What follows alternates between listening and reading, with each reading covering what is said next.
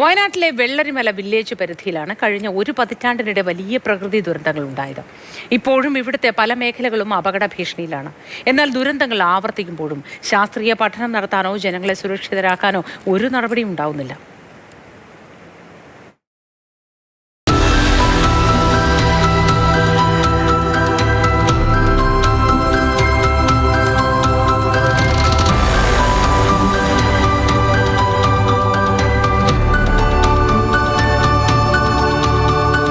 ചെറുതും വലുതുമായ മലനിരകളും നീർച്ചാലുകളും വെള്ളച്ചാട്ടങ്ങളും ചാലിയാറിൻ്റെ വൃഷ്ടിപ്രദേശം കൂടിയായ ഈ മേഖലയിലാണ് മുണ്ടക്കൈയും ചൂരൽമലയും പുത്തുമലയും കള്ളാടിയും ഉൾപ്പെടുന്നത്.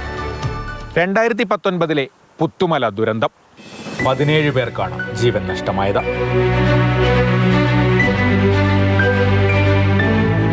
ആളപായമുണ്ടായില്ലെങ്കിലും 2020 മുണ്ടക്കൈയിലുണ്ടായ ഉരുൾപൊട്ടൽ, 2024 300 ജീവനുകളെടുത്ത മുണ്ടക്കൈ ചൂരൽമല ദുരന്തം.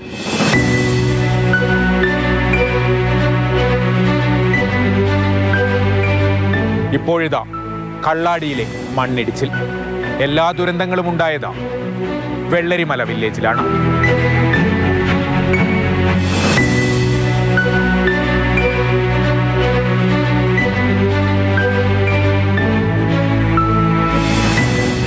മിഞ്ഞാന്നേറ്റ് രാത്രിയിൽ മരം വീണിട്ട് പുഴങ്ങി വീണിട്ട് ഒച്ച കേട്ടിട്ട് ഞങ്ങൾ പേടിച്ചിരിക്കണേ, എന്താണ് ആയിട്ടുണ്ടാകുക വിചാരിച്ചിട്ട്. നേരം വെളുത്ത പാടി ഞങ്ങൾ പോയി നോക്കുമ്പോൾ മരം വീണതാ. അപ്പോൾ അങ്ങനെയാണ് ഞങ്ങൾക്ക് പേടി. ഇപ്പോഴും ഇങ്ങനെ പൊട്ടി വീണ്ട് നിൽക്കുന്നുണ്ട് പൊട്ടി വരും എന്നാണ് ആൾക്കാർ പറയുന്നത്. ഇനിയും വരും പൊട്ടിയിട്ട്. ചെറിയ മക്കളാണ് ഞങ്ങൾക്കുള്ളത്. എവിടേക്ക് പോകും ഞങ്ങൾ?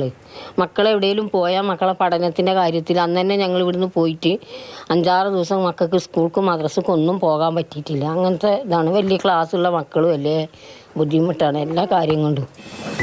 ഓരോ ദുരന്തത്തിന് ശേഷവും സർക്കാർ നടത്തുന്ന പ്രഖ്യാപനങ്ങളൊന്നും നടപ്പാകാറില്ല. പ്രദേശവാസികൾക്ക് കാലാവസ്ഥ സംബന്ധിച്ച മുന്നറിയിപ്പ് നൽകാനോ സുരക്ഷിതമായി മാറ്റി താമസിപ്പിക്കാനോ സംവിധാനമില്ല. മുന്നറിയിപ്പ് തീർച്ചയായിട്ടും വേണം. കാലാവസ്ഥൻ്റെ മുന്നറിയിപ്പ്, വ്യക്തതയുള്ളൊരു മുന്നറിയിപ്പ്. റെഡ് അലർട്ട് പറഞ്ഞിട്ട് അന്ന് മുഴുവനും വെയിൽ വരുന്ന കാലാവസ്ഥയാണ് ഇപ്പോൾ കാണുന്നത്.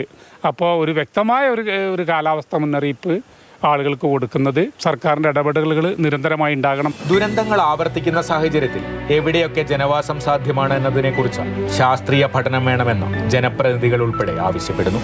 ഈ പശ്ചിമഘട്ട മലനിരകളിലെ ഏറ്റവും പരിസ്ഥിതി ലോല പ്രദേശമാണ് ഈ വെള്ളർമല വില്ലേജ്. ഇപ്പോൾ മുണ്ടക്കൈ ഒരു പ്രദേശത്ത് കഴിഞ്ഞ ഒരു വാർഡിലെ മുഴുവൻ ജനങ്ങളും അവിടുന്ന് താമസം മാറി. ഇനിയിപ്പോൾ ചൂരൽമല അതുപോലെ തന്നെ ബാക്കിയുള്ള പ്രദേശങ്ങളിൽ ജനങ്ങളുണ്ട്.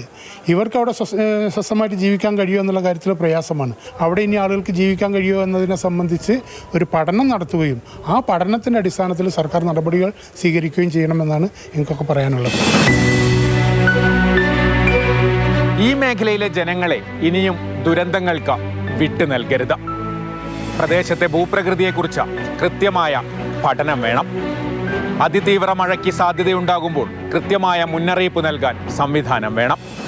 ആളുകളെ സുരക്ഷിത മേഖലയിലേക്ക് മാറ്റി താമസിപ്പിക്കാൻ നടപടിയുണ്ടാകണം. കമൽ, മാതൃഭൂമി ന്യൂസ്, വയനാട്.